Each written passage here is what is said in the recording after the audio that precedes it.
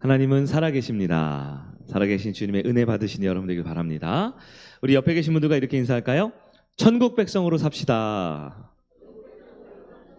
아멘. 오늘은 특별히 이제 온라인 예배 드리시는 분들이 있어서 또 가정에서 몸이 편치 않으셔서 가정에서 또 해외에서도 예배 드리는 분들이 있다고 하네요.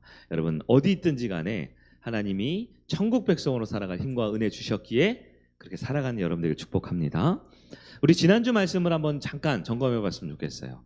계명, 하나님의 말씀을 대하는 성도의 자세가 무엇인가? 이 말씀을 우리가 서론적으로 좀 살펴보기를 원합니다. 계명을 대하는 성도의 자세가 뭘까요? 네, 지난주의 말씀에 따르면 소중히, 그리고 진심으로, 그리고 주인으로서 이렇게 드리라고 계명을 지킨다고 말씀드렸어요. 왜 계명을 소중히 지키죠? 계명은 구원의 조건이 아니라 그랬습니다. 구원받기 위해서 계명을 지키는 게 아니라 이미 구원받은 천국 백성의 삶의 지침서다. 천국 백성의 삶의 길잡이다. 삶의 모범이 된다라고 말씀을 드렸습니다. 여러분 우리 한국말 중에 무엇다운이라는 표현이 있어요. 무엇다운. 목사는 목사다운, 교회는 교회다운, 선생님은 선생님다운 이런 표현이 있죠. 다운이라는 말이 참 아름다운 말입니다. 제가 지금도 아름다운 이렇게 표현했잖아요. 답다. 참 귀한 것 같아요. 우리 1부 때도 제가 퀴즈를 드렸는데 여러분 퀴즈를 또 드려볼게요. 1부 때 맞추신 분들은 맞추지 마시고 2부 때. 여러분 세상에서 제일 훌륭한 목사님은 누굴까요? 네, 역시 바로 안 나오네요. 1부 때는 바로 김현웅 목사님이요 라고 누가 틀린 답을 말씀하셨어요. 여러분 세상에 가장 훌륭한 목사는 누굽니까? 네, 제가 방금 말씀드렸어요. 목사다운 목사가 가장 훌륭한 목사입니다. 그렇죠? 키가 큰 목사가 가장 훌륭할까요? 네? 얼굴이 멋있게 생긴 목사님이 제일 훌륭하면 저는 자격이 한참 모자른데요. 네, 목사다운 목사 가장 훌륭하겠죠. 그러면 우리 지금 이제 선생님들이 아이들과 함께 저 밑에서 이제 드림 퀴즈 우리 주일학교 예배를 드리는데요. 가장 교사다운 교사 누굴까요? 가장 교사다운, 교사스러운, 교사의 본질을 지켜내는 사람이 가장 훌륭한 교사죠. 예쁜 선생님, 키 큰 선생님, 잘 가르치는 선생님 있지만 그 모든 것을 총괄해서 그의 이름값에 맞게 살아가는 사람이 가장 귀한 것이죠. 그러면 성도다운 성도, 목사다운 목사, 목자다운 목자, 가장 그리스도인다운 그리스도인은 어떻게 살아갈까요? 바로 하나님의 말씀, 계명을 소중히 여기는 사람이 하나님 말씀대로 살아가는 성도다운 성도다라는 것입니다. 그러면 그 계명을 지킬 때 어떻게 지키냐? 지난주 말씀에는 두 번째 진심으로 지킨다 그랬어요. 진심으로라는 말이 무슨 뜻이었죠? 겉만 지키는 게 아니라 그 속에 의미와 중심까지도 지켜내는 사람입니다. 천국의 손님으로 찾아온 사람은 계명을 지켜요? 손님은 계명 지킬 필요가 있습니까? 지킬 필요가 없을 뿐만 아니라 지키지 못할 거예요. 네. 왜 그럴까요? 천국은 누구 겁니까? 하나님 아버지 거겠죠. 하나님 거겠죠. 근데 하나님의 아들, 딸 된 우리는 아버지 건 다 누구 거예요? 내 거죠. 아빠 건 다 내 거. 즉 우리는 천국의 계명을 지킬 수 있어요. 왜냐하면 천국의 주인이기 때문에 그렇습니다. 그래서 우리는 천국 하나님 나라 백성으로서 구원받은 백성으로서 하나님 주신 계명, 말씀, 율법 이것을 소중히 여길 수 있고 그것을 진심으로 지킬 수 있고 주인으로서 지킬 수 있다라는 겁니다. 오늘은 이 말씀을 기반으로 우리 지난주 말씀을 기반으로 그래서 제가 다시 한번 이제 복습을 했어요. 오늘은 소중하고 거룩한 성도라는 제목으로 하나님 말씀 들을 때 진짜 은혜, 진짜 적용하는 여러분 되길 축복합니다. 예수님께서는 오늘 본문 우리가 읽었는데요. 10계명 중에 특별히 6번째 계명 그리고 7번째 계명 이 두 계명을 집중적으로 적용을 하셨어요. 여러분 6번째 계명이 뭐였죠? 10계명 중에 6번째 계명? 살인하지 말라. 7번째 계명은 간음하지 말라라는 두 가지 계명이에요.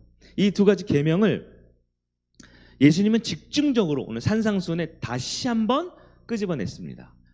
근데 10가지 계명이 있단 말이에요. 출애굽한 백성에 주신 그 10계명 중에 왜 특히 6번째, 7번째 계명을 특별히 예수님이 다루셨을까요? 이것이 잘 어기기 쉬워서? 지키기 어려워서? 네, 여러분 물론 모든 계명은 지키기가 어려워요. 쉽지 않지요. 그러나 특히나 이 6계명, 7계명을 지킬 때 예수님 당시에는 많은 바리새인들, 즉 계명의 의미와 중심이 아니라 이 껍데기만 지키려고 하는 사람들이 계명을 오해하는 경우가 많았어요. 왜곡하는 경우가 많았어요. 계명의 진짜 속내, 진짜 의미가 아니라 겉보기만 지켰다라는 거예요. 어쩌면 오늘날 많은 성도님들도 이 살인하지 말라, 간음하지 말라라는 이 계명의 의미를 퇴색시켜서 억지로, 형식적으로 그냥 남한테 안 들키는 정도로만 지키는 삶을 살고 있지 않나 생각해 봅니다. 여러분, 우리는 바리새인처럼 살아서는 천국에 결단코 들어갈 수가 없다라고 그러셨어요. 바리새인보다 더 나은 의의를 가져서 하나님의 기준대로 이 계명의 껍데기만이 아니라 그 중심까지도 기억하면서 하나님 백성, 천국 백성다운 삶을 사는 저와 여러분 되시길 주의 이름으로 축복합니다. 자, 그렇다면 첫 번째, 천국 백성은 사람을 어떻게 여겨요? 소중히 여깁니다. 우리 예수님이 가르쳐주신 이 본문 말씀 21절부터 보면요, 6계명을 먼저 설명하고 있어요. 10계명 중에 6번째 계명 뭐라 그랬죠? 살인하지 말라. 여러분, 살인하지 말라라는 말의 진짜 의미가 더 중요합니다. 이 살인하지 말라. 이 자리에 계신 분들은 아마 제가 알기로는 대부분 사람을 찔러 죽이신 분은 없을 것 같아요. 네. 경험하기 쉽지 않은 일이 있잖아요, 요즘 세상에. 그러면 살인하지 말라는 말이 뭘까? 이 말은요, 진짜 의미는 뭐냐면 사람은 참 소중한 존재다라는 것을 기억하라는 거예요. 사람은 어떤 존재라고요? 소중합니다. 우리 21절, 오늘 본문 21절 한번 읽어보겠습니다. 같이 봅니다. 시작. 옛 사람에게 말한 바 살인하지 말라. 누구든지 살인하면 심판받게 되리라 하였다는 것을 너희가 들었으나. 아멘. 여러분, 예수님 말씀하신 게 뭐냐면 10계명을 가져오신 거예요. 얘들아, 살인하지 말라라는 말씀 너네 들었었지? 하면서 이제 설명을 하는 겁니다. 근데 여러분, 그 의미를 보자고요. 왜 살인하지 말아야 합니까? 살인이 나쁜 거니까? 물론 맞죠. 살인이 나쁜 거죠. 근데 나쁜 거니까 하지 말라는 그런 윤리적이고 도덕적인 상식적인 얘기를 예수님이 뭐로 이렇게 길게 설명하셨을까요? 그 의미가 더 중요한 겁니다. 살인하면 안 되는 이유, 그 사람이 어떻기 때문에? 소중하기 때문에, 귀한 존재이기 때문에 그래요. 그리고 우리 천국 백성, 구원받은 천국 백성은 어떻게 살아야 되느냐? 사람을 귀하게 여길 줄 알아야 되는 사람들이라는 거예요. 사람을 소중하게 여기는 겁니다. 여러분, 물론 여러분, 생명이라는 건 다 소중합니다. 생명이라는 거. 네. 제가 오전에 일부 예배는 좀 일찍이니까 피곤한 분들이 있어요. 주무시다가 요 얘기를 하니까 잠이 다 깨시더라고요. 제가 여러분 귀가 솔깃할 만한, 쫑긋할 만한 얘기를 해드릴게요. 저에게 설교학을 가르쳤던 설교학 교수님이셨는데요. 그 교수님이 원래 대학 다닐 때 전공이 생물학이었어요. 생물학. 여러분, 생물학이 뭐 하는 걸까요? 네. 살아있는, 즉 죽은 게 아니라 살아있는 것을 연구하고 공부하는 거죠. 살아있는 게 왜 중요하냐면 인간이 살아있는 존재이기 때문에 그래요. 사실 이 사람을 더 건강하고 행복하게 살게 해주기 위해서 이제 생물학이라는 걸 연구하는데요. 이 생물학에 1학년에 딱 입학하면 생물학을 공부하기 위해서 생체 실험이라는 걸 하잖아요. 생체 실험. 그래서 사람 몸에 이게 좋은 건지 나쁜 건지 알려면 살아있는 뭔가 존재에 테스트를 해봐야 되는 거예요. 근데 어떤 약을, 근데 이거 먹으면 이게 몸에 좋은지 나쁜지 알기 위해 사람한테 함부로 검사하면 안 되죠. 안 되죠. 법적으로도 문제고 윤리적으로도 문제가 됩니다. 그래서 보통 생체 실험에 쓰는 동물이 있어요. 제일 많이 쓰는 거. 어떤 동물을 쓸까요? 네, 바로 생쥐라는 걸 씁니다. 생쥐. 우리 이게 어두컴컴한 집이나 다락에 있는 그런 쥐가 아니라 아주 작고 귀엽게 생긴 거 있죠? 그 뽀얀 하얀색 속살이 드러나는 생쥐. 근데 이 생쥐를 생체 실험하려면 생쥐를 잘 다뤄야 되죠. 그리고 생쥐가 이렇게 있으면 제일 먼저 1학년 때 배우는 게 뭐냐면 생쥐를 죽이는 법을 배워야 된다고 합니다. 생쥐를 죽여야 된대요. 근데 생쥐를 죽이려면 어떻게 하냐? 선생님이 가르쳐 준대요. 생쥐가 딱 한 마리가 있으면 머리하고 몸통하고 마지막 뭐가 있을까요? 꼬리, 머리, 몸통, 꼬리를 딱 구분한대요. 그래서 이 생쥐를 검사를 하고 테스트를 하고 이제 딱 죽여야 되는 순간이 오는데 왼손으로 생쥐 머리하고 몸통 사이 목덜미 있죠, 목덜미. 목덜미를 왼손으로 딱 지그시 눌러야 된대요. 못 움직이게. 생쥐가 작잖아요.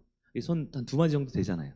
목덜미를 딱 잡고 이 오른손으로 뭘 잡을까요? 꼬리를 잡아요. 꼬리. 그래서 하나, 둘, 셋 하면 어떻게 해요? 꼬리를 탁 잡아당기면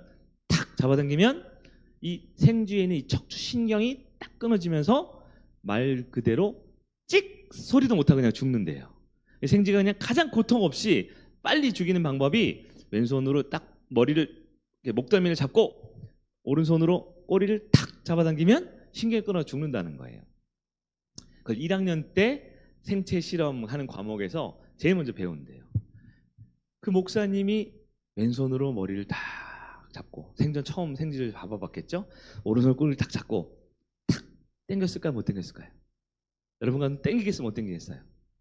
근데 그 설교학교 선생님이 그거를 못 당겼다는 거예요. 못 당겼다는 거예요. 왜 못 당겼을까요? 오른손으로 꼬리를 탁 잡아당기면 되는데 그럼 찍 소리도 안 하게 고통 없이 죽일 수 있는데 왜 못 당겼냐면 이 왼손으로 어디를 잡았다고요? 머리하고 몸통에 목덜미를 딱 잡는데 그 목덜미가 따뜻하더라는 거예요. 따뜻하더라는 거예요. 그래서 이 왼손을 잡고 있는데 이 오른손을 못 잡아당기겠다라는 거예요. 왜 그랬을까요? 네. 조금 비유이고 은유적인 표현이지만 살아있는 것은 따뜻한 존재이거든요. 따뜻하니까 차마 못 당기는 거예요. 그래서 너무 슬퍼가지고 그날 저녁에 소고기 돼지고기를 많이 먹었대요. 소하고 돼지는 그렇게 맛있게 먹는데 소하고 돼지는 왜 먹어요? 그냥 안 따뜻하거든요. 입안에 들어가면 되는데 이 어떻게 보면 징그럽고 이거 생체 실험하는 도구인 하나인 이 생쥐 한 마리도 이 손에 느껴지는 따뜻함 때문에 못 주겠다는 거예요. 저희 집에도 이 동물들이 여러 종류가 다양하게 있는데요. 그중에 제가 요즘 매일 돌보고 케어하던 동물은 앵무새가 있습니다. 앵무새. 여러분 식사하실 때 2층에 가끔 짹짹짹짹짹 소리 들으시죠? 그게 산에서 나는 게 아니라 저희 집에서 나오는 건데요. 보통 여러분들이 있으면 소리를 잘 안 내요. 저나 저희 아이들이 왔다 갔다 한 소리를 들으면 얘가 이제 자기 여기 있다고 알아달라고 하는 건데요. 앵무새만 해도요. 무섭거나 그러면 어떻게 하냐면 이게 날아다니거든요. 집안에서도 가끔 이렇게 날아다니다가 무서우면 제 이 겨드랑이 속으로 제 목덜미 쏙 들어와요. 그리고 5분이고 10분이고 가만히 있어요. 팍 떨면서 있어요. 그럼 제가 아유 왜 그래 쓰다듬어 주는데요. 요 녀석이 한 5분만 있어도 어떻게 되냐? 따뜻한 온기가 느껴져요. 왜냐하면 살아있기 때문에 그렇습니다. 여러분 모든 생명은 다 소중하죠. 생명은 소중하죠. 그런데 하물며 사람은 어떻습니까? 사람 따뜻한 온기. 여러분에게 따뜻한 온기가 있습니까? 한번 손으로 이렇게 겨드랑이 한번 이렇게 넣어보세요. 목덜미 한번 넣어보세요. 옆에 있는 사람한테 하면 좀 신뢰가 될 수 있으니까 따뜻합니까? 생명은 따뜻한 존재이고 따뜻하다라는 것은 몸도 있지만 그의 마음과 영혼의 따뜻함이 깃들어 있는 생명은 소중합니다. 그런데 그 소중한 생명 해쳐서는 안 된다. 사람을 함부로 하면 안 된다. 그게 우리 하나님께서 우리에게 주신 마음이다라는 거예요. 그래서 그 사람을 소중하게 여기기 위해서 가장 극단적인 모습 뭐예요? 사람을 칼로 찔러 죽이는 건 절대로 해서는 안 된다라고 십계명이 말하고 있는 거죠. 창세기 1장 26절입니다. 하나님이 사람을 만드실 때 어떻게 하셨냐? 한번 읽어볼까요? 시작. 하나님이 이르시되 우리의 형상을 따라 우리의 모양대로 우리가 사람을 만들고. 아멘. 하나님이 누구의 형상? 하나님의 형상, 우리의 형상. 하나님의 형상이란 말을 다른 말로 하면 뭐냐? 그런 거예요. 형상, 말이 좀 어렵죠? 저희 아들이 이렇게 지나가는데 아유 주한이 아빠 닮았구나 이렇게 얘기하죠. 아빠 닮았구나. 그게 뭐예요? 아빠의 형상 닮았다는 겁니다. 형상은 겉모습뿐만 아니라 성품과 그의 가치관과 그의 인생관과 그의 모든 전부가 전인격적으로 닮은 것을 형상이라고 표현하는데요. 우리가 하나님의 형상 닮았다. 이 말은 쉽게 오늘말로 하면 우리가 하나님의 아들, 딸이다. 하나님의 자녀다. 하나님 모습대로 닮았다라는 걸 말해요. 이 말은 인간이 얼마나 소중한 존재인지, 이 세상의 주인이신 하나님만큼 소중한 존재가 인간이다라는 겁니다. 근데 이 인간이 얼마나 소중하면요, 예수님께서는 이 10개명 중에 6번째인 살인하지 말라, 이 행동 조심해라. 다른 사람 함부로 하면 안 돼. 때리거나 다치거나 상하게 하거나 죽이면 절대 안 돼. 라는 그 겉모습보다 더 깊게 들어가셔요. 그래서 원래 10계명의 6번째 계명을 어떤 신학자들은 구약의 칼의 계명이라고 부릅니다. 그 당시에는 총이나 뭐 미사일 같은 게 없었겠죠? 칼로 사람을 베거나 상하게 할 수 있는데요. 이 칼의 계명을 예수님께서 바꾸셨는데 뭘로 바꾸셨냐? 말의 계명으로 바꿨다. 태도와 감정의 계명으로 바꿨다. 눈빛의 계명으로 바꾸셨다 이렇게 말을 해요. 22절을 한번 볼까요? 22절 같이 봅니다. 시작. 나는 너에게 이르노니 형제에게 노하는 노하는 자마다 자마다 심판을 받게 되고 형제를 대하여 라가라 하는 자는 공회에 잡혀가게 되고 미련한 놈이라 하는 자는 지옥불에 들어가게 되리라. 아멘. 지옥 나왔네요. 지옥 나오면 조금 우리가 조금 이렇게 옷깃을 여며야 되지 않겠습니까? 왜냐하면 지옥은 절대 가면 안 되니까 그래요.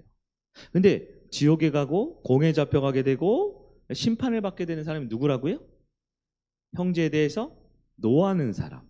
라가라는 말은 그 나라 말로 하면 이 바보야 이런 뜻이 돼. 바보.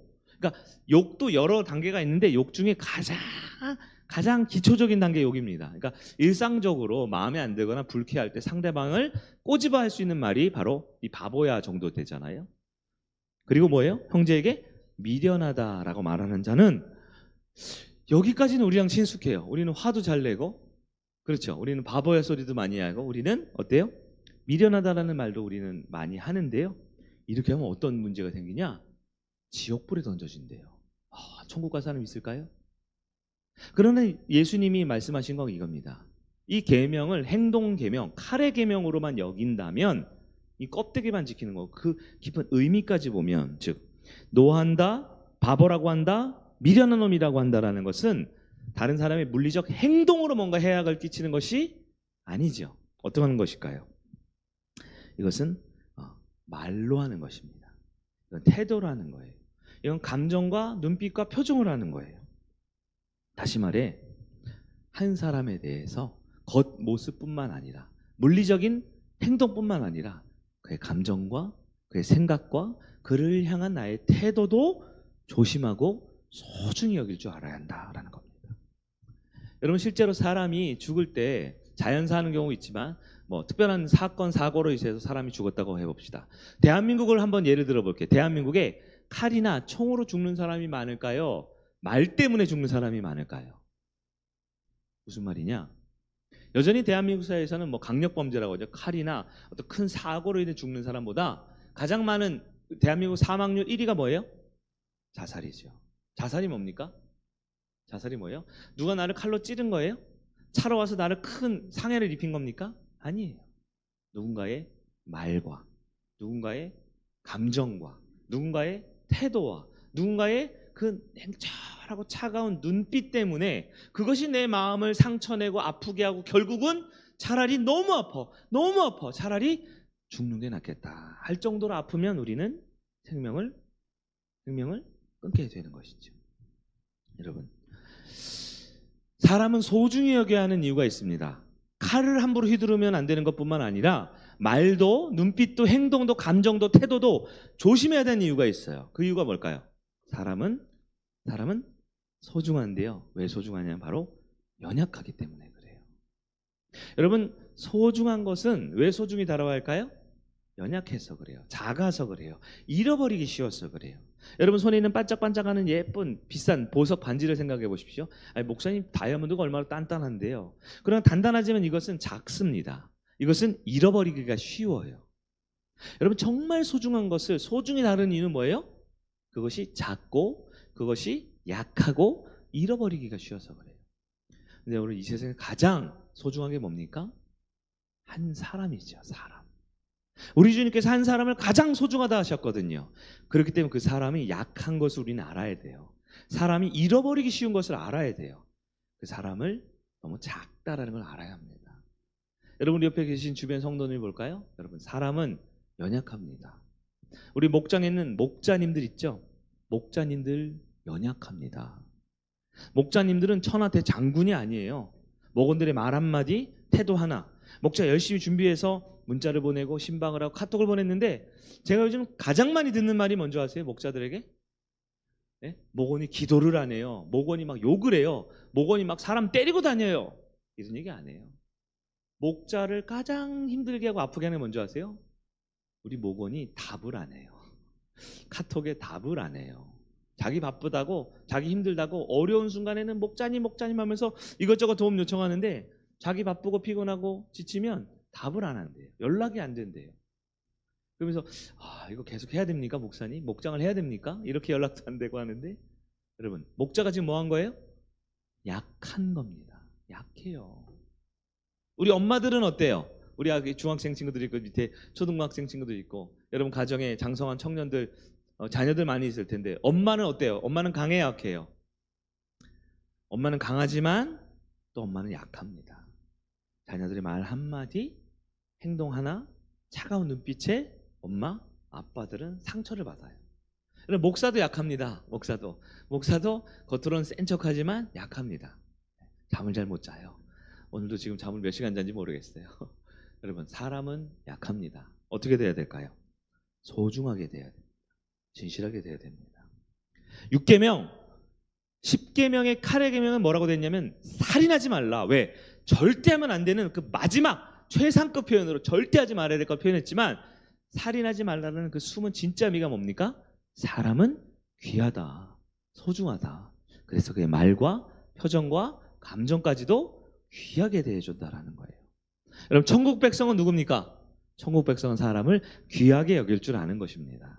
천국 백성은 사람을 소중하게 여길 줄 아는 것입니다. 말씀대로 사는 여러분들에게 축복합니다. 두 번째, 천국 백성은 어떠냐? 거룩한 존재다라는 겁니다. 천국 백성은 계명을 껍데기만 지켜요? 그 속의 의미까지도 지켜요? 예, 남들에게 보여지는 것만 지켜요? 아니면 깊은 의미와 정신까지도 지켜요? 그렇죠? 후자이지요. 네. 27절 우리 한번 보겠습니다. 27절 시작. 또 간음하지 말라 하였다는 것을 너희가 들었으나. 아멘. 7계명은 우리 구약 성경 10계명 중에 7계명은 간음하지 말라 이렇게 한 줄이 딱 돼 있지만 예수님께서 뭐라면 또 간음하지 말라 하였다는 것을 지켜라 이렇게 한 게 아니에요. 너희가 들었으나 하면서 뭐가 더 붙어 있어요. 간음하지 말라. 오늘도 선명한 말씀이지요. 그러나 7계명의 그 겉모습, 간음했어? 안 했어? 몇 번 했어? 몇 번 안 했어? 이게 아니지요. 그 의미를 알아야 돼요. 간음하지 말라 그 의미가 뭘까요? 간음하지 말라는 말의 의미는 거룩이라고 해석할 수 있어요. 거룩. 다시 말해 천국 백성, 구원받은 하나님의 백성은 어떤 존재예요? 거룩한 존재라는 거예요. 다시 거룩할 수 있다라는 겁니다. 거룩하게 살 은혜와 능력을 주셨다라고 예수님이 선포하고 있는 겁니다. 이런 거죠. 예수님 말씀은 천국 백성 맞아요? 구원받은 거 맞아요? 천국 백성 맞습니까? 근데 천국은 어떤 곳이냐? 거룩한 곳입니다. 하나님도 거룩하시고 모든 구성원들 그 공간까지도 전혀 비거룩하지 않고 거룩한 곳이에요. 여러분들 천국 백성 맞으세요? 그럼 이 천국에 갈 텐데 그렇기 때문에 우리는 비록 거룩하지 않은 이 땅, 죄와 허물과 악함이 가득한 이 땅에 살지만 우리는 누구냐? 우리는 천국 백성이기 때문에 이 땅에서도 거룩할 수 있다라고 주님이 말씀하셨다는 거예요. 아주 중요한 말씀입니다. 여러분 꼭 기억하셔야 돼요. 내가 어떤 사람인지는 내가 결정하는 게 아닙니다. 내가 어떤 사람인지는 이 세상이 결정해 주는 게 아닙니다. 우리 부모가 내가 어떤 사람인지를 정해주거나 내가 나온 학교가 내가 어떤 사람을 정해주거나 내가 받고 있는 연봉이 내가 어떤 사람인지 결정해 주는 게 아닙니다. 근데 세상은 거꾸로 가르치죠. 네가 어떤 사람인지 알고 싶어? 돈을 많이 벌어. 좋은 직장에 가. 성공해야 돼. 그럼 너는 더 나은 사람이 될 거야 라고 명백한 거짓말을 하는 거예요. 여러분 좋은 대학교를 나오면 좋은 사람이 되나요? 그건 아닌 것 같아요. 물론 좋은 부모가 좋은 대학이 좋은 직장이 나를 더 좋은 사람으로 만들어주기에 도움을 줄 수 있지요. 여러분 기억해야 합니다. 내가 어떤 존재인지는 세상 그 누구도 어떤 사람도 만들어줄 수 없어요. 그럼 내가 어떤 존재인지는 누가 결정해 줍니까? 하나님이 결정해 주십니다. 주님은 천국 백성으로 살아갈 나보고 뭐라고 말씀하셨다고요? 거룩하다. 여러분, 하나님의 백성들에게 거룩하다 하셨으면 하나님 백성인 우리는 거룩한 줄을 믿으시길 바랍니다. 고린도후서 5장 17절입니다. 우리 잘 아는 구절이죠? 같이 읽어보겠습니다. 시작. 그런즉 누구든지 그리스도 안에 있으면 새로운 피조물이라 이전 것은 지나갔으니 보라 새 것이 되었도다. 아멘. 여기 봅시다. 새로운 피조물이다. 이게 무슨 뜻이에요? 새로운 피조물이다. 새로운 피조물. 이것은 거룩한 자녀다라는 뜻이에요. 아랫줄에 보라 새 것이 되었도다. 사람 보고 것이라 그러니까 좀 기분 나쁘세요? 이건 이제 존재의 의미입니다. 새로운 존재가 되었다. 즉 하나님의 거룩한 백성이 되었다라고 주님이 말씀하셨다라는 거예요. 여러분, 그리스도인은 구원받은 백성은, 천국 백성은 겉모습뿐만 아니라 속사람도 거룩한 존재로 다시 태어나고 다시 존재했음을 믿으시기를 바랍니다. 여러분, 왜냐하면 계명이라는 게 뭐라고 그랬어요? 계명의 의미, 계명은 구원받기 위한 조건이에요? 아닙니다. 계명을 지켜야 구원받습니까? 아니에요. 계명이 뭡니까? 이미 구원받은 백성들이 살아가는 삶의 지침서다. 삶의 길잡이다. 삶의 생활 교본이라 그랬어요. 그러면 여러분, 구원받았으면, 예수 믿고 천국 갈 자신 있으면 우리는 거룩할 수 있습니까? 거룩할 수 있습니다. 거룩해야만 거룩한 게 아니라 우리의 주인 되시고 우리 아버지 되신 주님께서 이미 우리를 거룩하다 하셨다라는 거예요. 그럼 좀 바꿔 말할까요? 구원 받지 못한 분도 거룩할 수 있을까요? 네? 고개를 좀 드세요. 지금 설교 시작한 지 얼마 됐다고. 구원받지 못한 분도 거룩할 수 있습니까? 구원받지 못한 분은 죽었다 깨나도 거룩할 수가 없습니다. 거룩할 수가 없어요. 왜요? 내가 어떤 존재인지는 나의 과거가 결정해 주는 게 아니에요. 내가 어느 학교를 나오고 어떤 행동을 했는지가 결정되는 게 아닙니다. 제가 이렇게 오늘 이 양복을 딱 입고 여러분 앞에 괜찮은 척하고 섰어요. 근데 제가 길을 지나가다가 저기 어떤 구덩이에 푹 빠졌습니다. 구덩이에 엄청 오물도 있고 쓰레기도 있고 온갖 지저분한 게 진흙 가득 있어요. 거기서 제가 한 10초 담갔다 나왔는데 온몸에 엉망진창이고 상처나고 온몸에 오물이 다 묻었어요. 그럼 저는 어떤 존재입니까? 저는 거름이 되고, 저는 쓰레기가 되고, 저는 엉망진창인 더러운 사람인가요? 아니죠. 집에 와서 깨끗이 씻으면 됩니다. 더러워진 옷은 버리면 됩니다. 새 옷을 입으면 됩니다. 제가 어떤 존재인지는 제 몸에 뭐가 묻었는지, 제가 지금 어느 공간에 있는지, 제가 어느 구덩이에 들어갔는지가 정해주는 게 아니에요. 내가 어떤 존재인지는 내가 결정하는 게 아닙니다. 내 모습이 아니에요. 내가 어떤 존재인지는 나의 아버지 되신 하나님이 결정하는 겁니다.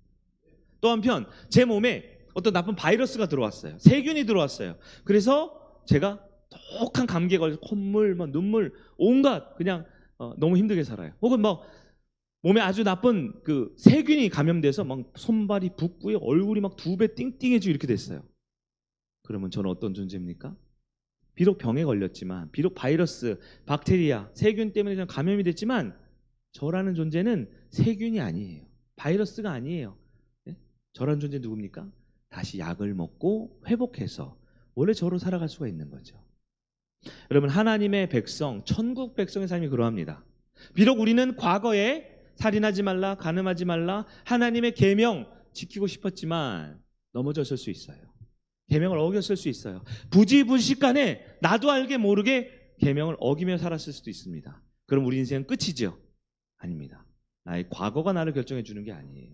나의 행동이 나를 결정하는 게 아닙니다. 나를 결정하는 건 오직 하나님이십니다. 그 하나님 나보고 뭐라 그러셨어요? 나에게 거룩하다라고 말씀하셨습니다. 28절 말씀 한번 보겠습니다. 28절 시작. 나는 너에게 이르노니 음욕을 품고 여자를 보는 자마다 마음에 이미 간음하였느니라. 아멘. 여러분, 6계명 살인하지 말라, 이건 칼의 계명이라 그랬죠. 행동 계명입니다. 여러분, 7계명도 행동 계명이에요. 간음을 하지 말라. 간음을 하지 않는 행동, 간음을 하는 행동을 안 하면 지키는 거고, 조금이라도 하면 이미 어긴 거예요. 그럼 어겼으면 끝인가요? 끝입니까? 근데 예수님은 간음이라는 행동뿐만 아니라 한 발짝 더 나가셨어요. 아니요. 굉장히 깊게 들어갑니다. 간음의 행동이 아니라 마음까지도 예수님은 구체적으로 말씀하셨어요. 이건 뭘까요? 간음이라는 겉모습뿐만 아니라 마음의 감정, 생각, 스쳐 지나가는 순간적인 감정만 들어도 이 간음이라는 부분에 있어서 우리는 넘어질 수 있는 존재라는 거예요. 여러분, 행동만 가지고 그 사람이 어떠함을 판단하려는 주님의 뜻이 아닙니다. 주님은 우리는 이미 천국 백성이기 때문에 겉모습도 속사람도 다시 회복하여 계명을 지키는 사람이 될 수 있다라는 것을 우리에게 말씀해 주고 있는 겁니다. 창세기 27장입니다. 1장 27절입니다. 아까 읽었던 26절 바로 다음이죠. 시작. 하나님이 자기 형상 곧 하나님의 형상대로 사람을 창조하시되 남자와 여자를 창조하시고. 창조하시고. 여러분, 사람은 누구의 형상? 하나님의 형상. 이거는 사람은 소중하다, 사람은 거룩할 수 있다라는 걸 말합니다. 하나님을 닮았어요. 그렇기 때문에 우리는 하나님과 같은 존재이기 때문에 소중하지요. 하나님을 닮았습니다. 그렇기 때문에 하나님의 거룩하심이 우리에게도 주어졌다라는 거예요. 물론 성경 전체적인 이야기를 보면 인류는 거룩을 훼손당했어요. 이 거룩함이 오염됐습니다. 타락했어요. 죄가 인류에게 들어왔고 죄의 오염으로 인해서 모든 사람이 다 죄인이 되었다라고 합니다. 그러나 그것이 끝이 아니죠. 복음 그 자체이신 누구? 예수님께서 이 땅에 오셨습니다. 우리의 죄를 대신 대속하셨습니다. 십자가에 죽으시고 우리가 이제 조만간에 승리주간 부활주일하죠. 예수님 다시 부활하심으로 우리에게 하나님의 의, 거룩의 의를 주셨어요. 한 사람으로 말미암아 이 땅에 죄가 들어온 것처럼 예수 그리스도 두 번째 아담 한 사람으로 말미암아 우리는 거룩을 회복하게 되었다라는 것입니다. 여러분, 지금 여러분 주변에 있는 모든 사람이 다 거룩하다는 뜻인가요? 아닙니다. 모든 인류는 거룩하지 않아요. 그러나 분명한 것, 구원받은 하나님의 천국 백성은 겉도 속도 거룩할 수 있는 존재라는 것을 기억하시기를 바랍니다. 여러분, 천국 백성은, 구원받은 하나님의 백성은 거룩한 존재가 되었고 거룩하게 살 수 있습니다. 우리가 오늘 말씀을 통해 이따 목장부터 점검해 봐야겠죠? 여러분, 정말 예수 믿고 구원받았습니까? 정말 예수 믿고 구원받은 거 맞습니까? 천국 백성으로 살아갈 자신 있는 거 맞습니까? 그렇다면 나의 과거의 모습이나 어제 살아온 모습이나 이번 한 주간 그리고 지금 예배를 드리고 있는 내 모습이 비록 연약하고 부족해도 우리는 다시 천국 백성으로 살 수 있게 됐다라는 거예요. 레위기 11장 44절 45절을 보겠습니다. 같이 보겠습니다. 시작. 나는 여호와 너희의 하나님이라. 내가 거룩하니 너희도 몸을 구별하여 거룩하게 하고 땅에 기는 길 짐승으로 말미암아 스스로 더럽히지 말라. 나는 너희 하나님이 되려고 너희를 애굽 땅에서 인도하여 낸 여호와라. 내가 거룩하니 너희도 거룩하라. 아멘. 여러분, 하나님 아버지가 거룩하기 때문에 그분의 형상, 하나님의 형상 닮은 우리도 어떤 존재다? 거룩하다라는 거예요. 거룩하게 계명을 지켜서 거룩해지는 게 아닙니다. 어제는 거룩했는데 오늘은 거룩하지 못했기 때문에 이제 거룩 땡 끝이야. 그게 아니에요. 하나님이 거룩하기 때문에 그분의 형상 닮은 우리는 존재적으로 어떤 존재? 거룩하다라는 겁니다. 구약에만 말하는 게 아니에요. 신약의 베드로서에도 말합니다. 1장 15절 16절 같이 보겠습니다. 시작. 오직 너희를 부르신 거룩한 이처럼 너희도 모든 행실에 거룩한 자가 되라. 기록되었을 때 내가 거룩하니 너희도 거룩할지어다 하셨느니라. 아멘. 여러분, 다시 거룩하게 살 수 있겠습니까? 나의 어떠함이 아니고 나의 과거의 어떠함이 아니고 나를 구원하신 천국에 데려가고 싶으신 하나님께서 나를 거룩하다 하셨습니다. 이제 우린 다시 거룩하게 살 수 있다 믿는 여러분 되길 간절히 축원합니다. 6계명 뭐라 그랬어요? 사람을 소중히 여겨야 한다. 7계명 뭐예요? 우리는 거룩할 수 있다라는 겁니다. 그리고 그 소중히 여기고 거룩한 것에 겉보기에 보겨지는 가장 극단적인 두 가지 예를 10계명에서 말씀하셨지만 예수님 이제는 껍데기만 지키는 게 아니라 그 속까지도 지켜야 된다고 그랬어요. 왜 그렇게 해야 될까요? 10계명의 겉모습만 지켰던 바리새인과 유대인들 그거 갖고는 안 된대요. 속에 깊은 의미까지도 지켜야 된대요. 왜요? 왜요? 세 번째지요. 바로 우리는 천국 백성은 하나님의 자녀이기 때문에 그렇습니다. 이게 오늘 말씀의 가장 중요한 결론이에요. 성도는 사람을 소중히 여길 수 있습니다. 성도는 거룩한 존재가 될 수 있습니다. 왜요? 그냥 아니에요. 성경에 써 있는 거 아니에요. 우리가 하나님의 형상, 즉 하나님의 아들, 딸, 자녀이기 때문에 그렇습니다. 여러분, 사람을 함부로 대하지 말고 해치지 말라고 누가 말씀하셨어요? 하나님 아버지께서. 우리는 거룩하게 살 수 있다라고 누가 말씀하셨어요? 하나님 아버지께서. 23절, 24절이거든요. 그 적용을 한번 읽어보겠습니다. 시작. 그러므로 예물을 제단에 드리려다가 거기서 내 형제에게 원망만할 만한 일이 생각나거든 예물을 제단 앞에 두고 먼저 가서 형제와 화목하고 그에 와서 예물을 드리라. 아멘. 여러분, 우리 하나님께서는 예배를 좋아하실까요? 네, 예배 받는 걸 가장 좋아하십니다. 저도 예배 드리는 것을 가장 좋아해요. 그래서 예배 시간이 되기 전에 빨리 좀 시작했으면 좋겠어요. 한 50분부터 막 발이 동동 빨리 찬송하고 빨리 했으면 좋겠다. 그래서 수요일이나 금요일날 오시는 분들 가끔 아시죠? 한 5분씩 10분씩 빨리 하는 거. 전 예배 드리는 게 참 좋아요. 그리고 제가 제일 좋아하는 사람 누굴까요? 예배 잘 드리는 사람이 좋습니다. 예.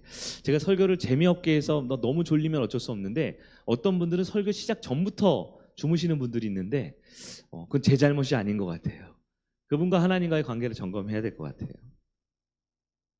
우리 하나님이 예배를 정말 좋아하시거든요. 우리 찬양을 받으시는 거, 우리에게 기쁨으로 성도의 이 공동체 예배를 드리는 모습을 너무 기뻐합니다. 그런데요, 우리 하나님께서 오늘 본문을 보니까 23, 24절 만약 예배를 드리다가 옆 사람이랑 싸움을 했대요. 옆 사람이랑 관계가 안 좋대요. 그럼 뭐라고요? 예배를 멈추래요. 멈추고 그 일을 해결하라는 거예요. 여러분, 이 말씀을 우리 바리새인처럼 해석하면 뭘까요? 예배는 얼마든지 멈출 수 있어. 예배는 덜 중요해. 예배 드려다 중요한 일이 있으면 그거 먼저 해라고 예배를 깎아내리거나 예배가 안 중요하다라고 이렇게 오해할 수 있어요. 여러분, 의미를 알아야 되죠. 성도는 사람을 어떻게 여겨요? 소중히 여기는 거잖아요. 얼마나 사람을 소중히 여기냐 중요하냐면 하나님이 가장 중요하게 여기는 예배 드림보다도 사람이 더 중요하다라는 겁니다. 예배가 안 중요하다라는 게 아니에요.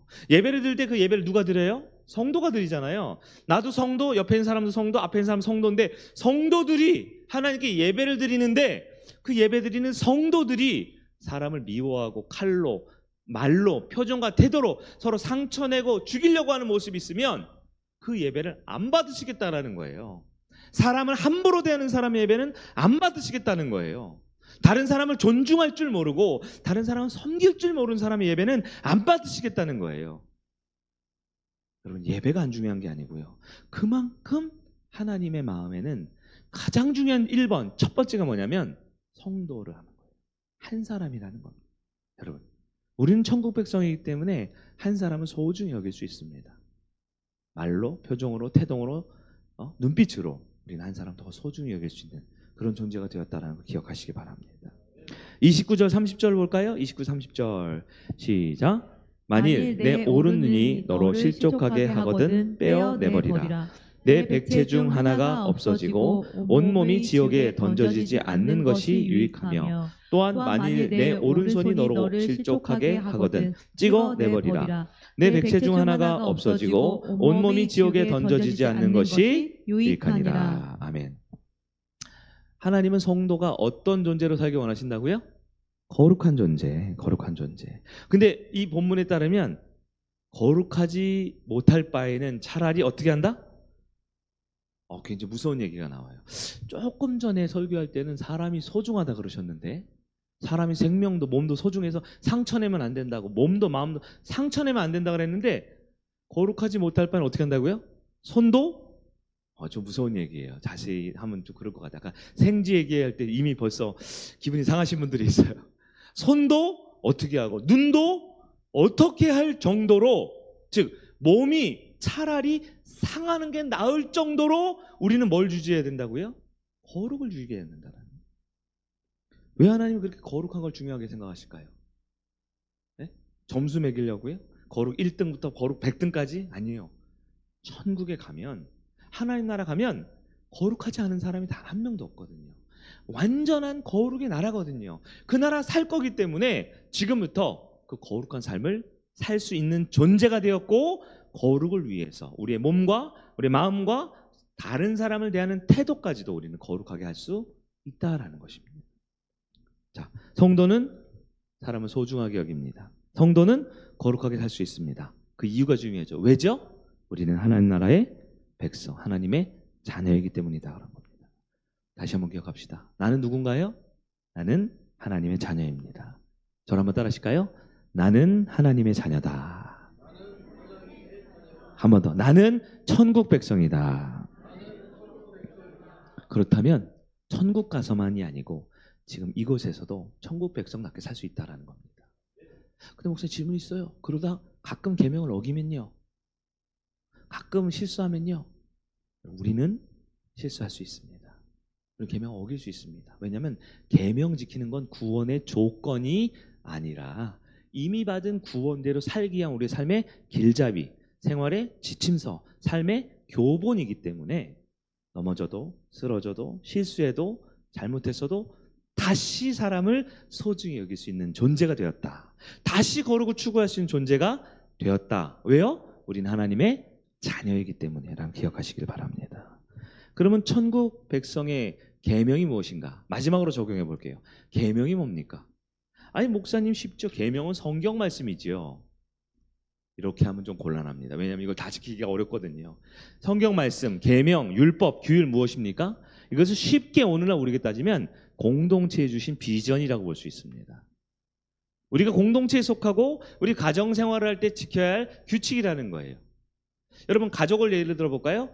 우리 엄마도 바쁘고 아빠도 바쁘고 아들 딸도 바쁘니까 우리 저녁은 꼭 6시 30분에 먹자라고 규칙을 정해요.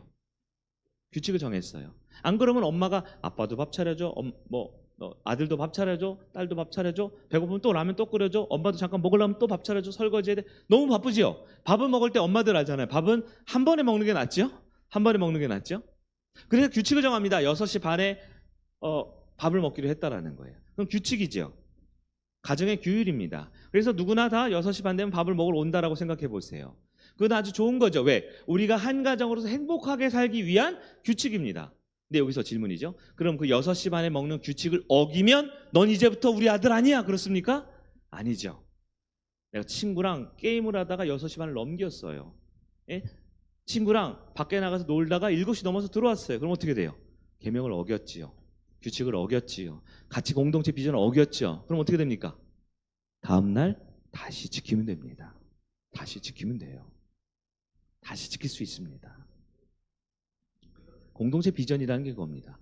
우리 성일교회 가족이 되기 위해서 어떤 분은 그래요. 너무 이 공동체 비전을 무섭게 생각하고 심각하게 생각해서 공동체가 정한 규칙이나 규율을 안 지키면 이제 끝났어. 넌 지옥 가. 그렇지 않아요. 그렇지 않아요. 그러나 한편 또 반대로 너무 가볍게 여깁니다. 교회는 은혜로 하는 거 아닙니까? 예수님이 십자가로 그냥 다 해결되는 거 아닙니까? 시간이 지나면 은혜로 되겠지요? 아니요. 규율이 없으면 안 돼요. 그럼 엄마가 힘듭니다. 아빠 밥 차려주고 아들 밥 차려주고 딸 밥 차려도 어떻게 돼요? 엄마가 집을 나가고 싶어지는 거예요. 아니요. 집을 안 나가면 어떻게 돼요? 반찬이 줄어들 수 있어요. 아니요. 반찬에 소금을 더 많이 집어넣을 수도 있어요. 가정이 화목하지가 않지요. 가정이 힘들고 피곤해집니다. 아침에 일어나면 엄마가 아이들에게 자 이를 닦고 이불을 다 개고 너 책상 정리를 하고 학교에 가거라 하셨어요. 근데 내가 너무 바쁘고 너무 어젯밤에 시험 공부하는 바빠서 책상 정리를 못하고 이불 정리를 못하고 학교에 갔어요. 그러면 엄마한테 카톡이 옵니다. 이불을 안 겠네? 사진을 찍으면서 너는 이제 나를 엄마라 부르지 말고 아줌마라 불러. 우리 집에 들어올 때마다 10,000원씩 입금해. 이렇게 하나요? 아니죠. 가정에 정한 비전, 가정에 정한 규칙은 이 가정이 하나 되고 행복하고 더 자유롭기 위해서 정한 하나님의 비전입니다. 우리 교회도 마찬가지입니다. 여러분 기준을, 규율을 잘 이해하셔야 돼요. 공동체가 정한 비전이 있어요. 가족이 정한 규칙이 있어요. 우리 안에 규율이라는 게 있습니다. 그게 없으면 우리는 가족이 아니죠. 그냥 남이죠. 왔다 가는 손님이죠. 정말 가족이면, 정말 천국 백성이면, 정말 한 공동체면 비전이 있어야 됩니다. 규율이 있어야 됩니다. 약속이 있어야 되고 지켜야 합니다. 근데 그게 지키기 어려워요? 쉬워요. 쉬워요? 어려워요? 쉽지 않습니다. 왜요? 인간의 본성은 내 마음대로 하고 싶거든요. 내 뜻대로 하고 싶거든요. 그러나 그 약속은 진짜 행복한 가족, 하나 되기 위한 하나님의 비전이 될 수 있습니다. 여러분, 중요해요. 계명을 지켜서 구원받는 게 아니에요. 하나님의 비전, 공동체 비전대로 해야지만 천국 가는 거 아닙니다. 그럼 우린 누구예요? 이미 구원받은 백성, 이미 하나님을 아버지로 여기고, 종교学자 어거스틴 칼빈에 따르면 성도는 누구예요? 하나님을 아버지로 여기고 교회를 어머니로 여기는 존재다라고 했어요. 그래서 교회 안에 어머니 같은 규율이 있는 겁니다. 예배 시간은 11시에 드리는 겁니다. 찬송을 할 때는 전심으로 부르는 겁니다. 하나님 앞에 나올 때는 준비된 예물을 구별하여 드리라고 한 것이 우리 교회가 아니요, 하나님 나라 백성을 살아가는 규칙과 규율인 거예요. 기분 좋으면 100만 원, 1000만 원 드리고, 기분 나쁘면 한 달에 한 번씩만 헌금 드리고, 내가 컨디션이 좋으면 매주 예배 드리다가 내가 좀 몸이 피곤하면 한 달이고 두 달이고 예배 안 드리고, 그럴 수 있어요. 누가 그럴 수 있어요? 인간은 그럴 수 있어요. 그러나 하나님 나라 백성은, 천국 백성은 하나님의 비전을 위해 살아가는 겁니다. 그것이 계명을 지키는 우리의 존재의 목적이고, 계명대로, 말씀대로, 율법대로, 즉 하나님의 비전과 교회 공동체의 비전대로 살아가는 우리가 살아가는 방식이다라는 거예요. 세상 눈으로 얼핏 보면 어떤 느낌이 들까요? 아, 그 교회 자꾸 막 힘들게 하네. 아, 내 마음 안 내키네. 내가 원하는 대로 안 하게 하네. 난 막 그냥 막 이렇게 하고 싶은데 교회 오면 이렇게 해라, 이렇게 해라, 밥은 이렇게 먹어라, 목장 모이면 이렇게 해라. 뭐 이렇게 정한 게 많아. 여러분, 감히 말씀드리지만 천국에 가면 모든 성도가 다 사람을 소중히 여기고, 모든 성도가 다 거룩하기 때문에 우리가 예배드리고 하나님 안에서 하는 것이 완전한 자율이지만 완전한 규율 안에 있다라는 거예요. 여러분, 아무나 천국에 가는 게 아닙니다. 아무나 에덴에 들어가는 게 아닙니다. 그렇기 때문에 우리가 정한 기준은 물론 함께 바꿔나갈 수 있어요. 예배 시간을 지금 우리 10시 반에서 11시로 옮겼죠. 이런 건 본질적인 게 아니에요. 그러나 뭐가 본질입니까? 10시 반이 본질이에요? 11시가 본질이에요? 시간은 본질이 아니지만 우리 공동체가 목사, 장로, 목자, 우리 아이들까지 11시에 예배 드리는 비전이 세워지면 11시 예배 드리는 게 본질입니다. 그게 비전이고 그게 하나님의 계명을 지키는 거예요. 여러분, 대다수가 목사님 11시 말고 11시 10분에 합시다. 그럴 수 있지요. 그럼 우리가 기준을 바꿀 수 있습니다. 그러나 대부분 사람이 어떻게 합니까? 계명 안 지킨 사람 어떻게 합니까? 10시 반에도 못 지키고 11시에도 못 지킵니다. 12시에 보십시오. 그때도 못 지켜요. 1시 하면요, 오전에 너무 늦잠을 많이 자서 피곤해서 코피 터져서 못 나옵니다. 계명은 누가 지킵니까? 하나님 나라 백성이 지킵니다. 그리고 그 나라 가면 모든 사람이 완전한 자유와 완전한 행복으로 계명을 지키며 살 것입니다. 성일교회 기준이 많아요. 제가 생각해도 많아요. 규율이 있습니다. 함께 정한 공동체 비전이 있습니다. 왜요? 여러분을 억압하고 여러분을 괴롭히기 위한 게 아닙니다. 우리는 천국 백성이기 때문에 우리가 함께 정한 기준에 맞추어 나가는 노력과 아름다운 모습을 통해 더 많은 사람들을 구원시킬 수 있는 하나님의 믿음의 통로가 될 수 있습니다. 더 나아가 이것을 설령 못 지켰어도 서로 도와주고 끌어주고 서로 격려해주고 함으로써 하나님 나라 백성다운 모습의 열매를 보여줄 수 있다라는 것입니다. 말씀 한번 정리해 보겠습니다. 산상수는 어떤 말씀이냐? 천국 가기 위한 방법을 써놓은 게 아닙니다. 이렇게 믿어야 천국 간다, 아닙니다. 이미 구원받은 백성들을 향한 하나님의 살아있고 따뜻한 은혜로 말씀입니다. 뭐냐? 천국 백성은 사람을 소중히 여기는 사람들이고, 천국 백성은 거룩하지 못한 환경과 거룩하지 못한 과거가 있을지라도 다시 거룩하게 살 수 있는 존재다라는 겁니다. 여러분, 혹시 아직 어렵고 적용하기 힘들고 불편한 마음이 드십니까? 그럼 여러분, 진지하게 말씀드릴게요. 내가 정말 구원받았는지부터 점검하십시오. 내가 정말 예수 믿어서 천국 백성이 됐는지를 반드시 점검하셔야 합니다. 그리고 목장 예배를 통해, 또 이제 식사하시고 교제하시고 이제 오후 예배, 이어진 목장 예배를 통해 목원들과 함께 그걸 나누세요. 확실하게 믿어야 돼. 확실하게 구원받아야 돼. 확실하게 천국 백성으로 살아야 돼. 라고 서로 확인하세요. 그리고 야, 너는 100% 천국 백성인데 왜 이렇게 진흙탕에서 뒹굴다 왔어? 왜 이렇게 냄새나고 누더기 같은 옷을 입고 있어? 그 옷 갈아입자. 너 갈아입을 수 있어. 너 깨끗하게 변화될 수 있어. 서로 격려하고 도와줄 수 있는 곳이 바로 목장이라는 거예요. 예배만 드려서는 사실 우리가 정말 천국 백성인 것을 머리로는 아는데 삶에 자꾸 넘어지죠.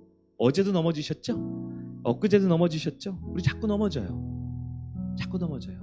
살인하지 말라, 간음하지 말라. 행동은 겨우 겉보기는 지켰는지 모르겠지만 속의 의미는 너무 많이 어기고 너무 많이 흔들리면서 우리 무너졌던 삶이 있습니다.